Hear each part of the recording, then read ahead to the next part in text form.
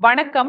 இன்று நாம் எளிய மொழியில் பார்க்கின்சன் என்ன, அது ஏன் ஏற்படுகிறது மற்றும் அது நடப்பதில் நேரடி தாக்கம் எப்படி ஏற்படுகிறது என்பதை விளக்கப் போகிறோம்.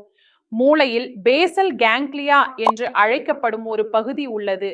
இந்த பேசல் கேங்க்லியாவின் செல்கள் மெதுவாக சேதமடைய ஆரம்பிக்கின்றன. இதற்கு பின்னால் இருக்கக்கூடிய காரணங்கள் உதாரணமாக வயது அதிகரிப்பது. இது பெரும்பாலும் 50 வயதுக்கு மேல் உள்ளவர்களில் காணப்படுகிறது. மரபணு காரணிகள், அதாவது குடும்ப வரலாறு இருக்கிறது, மற்றும் சுற்றுச்சூழல் காரணிகள், உதாரணமாக விஷங்கள் அல்லது ரசாயனங்களுக்கு உட்படுதல். இப்போது நாம் பேச போகிறோம் நோயாளியின் நடப்பை மேம்படுத்தக்கூடிய 3 வழிகள் என்ன என்பதை பற்றி. முதலில், நடக்கும்போது 1 2 1 2 என்று எண்ணிக்கொண்டு நடக்கவும். இரண்டாவது, தினமும் நடக்கும் மற்றும் சமநிலை உடற்பயிற்சி செய்ய வேண்டும்.